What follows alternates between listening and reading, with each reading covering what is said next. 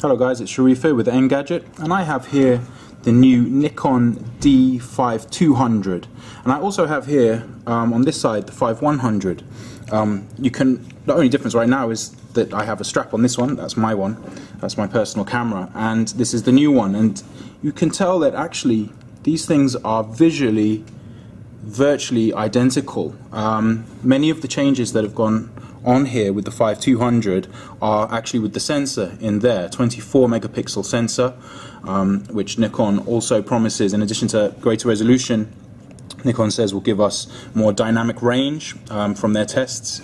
But there's also a couple of external changes. Let's have a look. So over here we have, there we go, a stereo mic.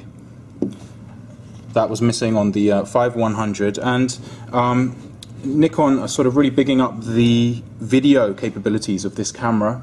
We have more shooting modes now, 60i, 50i, 30p, 25p, 24p, and they're also saying that that the tracking of moving objects has been improved on this camera.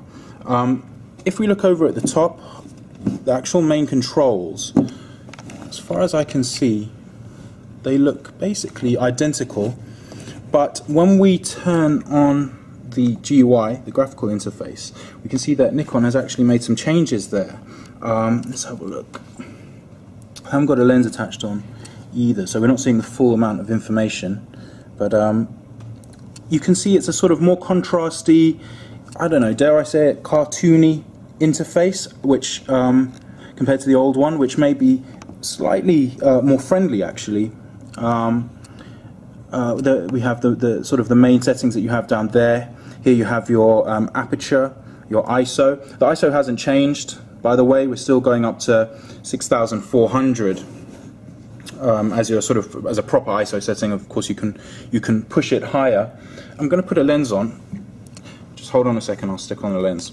Okay, so I've just put a lens on both cameras, so we can see a bit more on the interface. And one of the things you can see here is that we actually have now 39 point autofocus, which is enough to actually bring this up significantly in terms of how it compares to models like the D7000.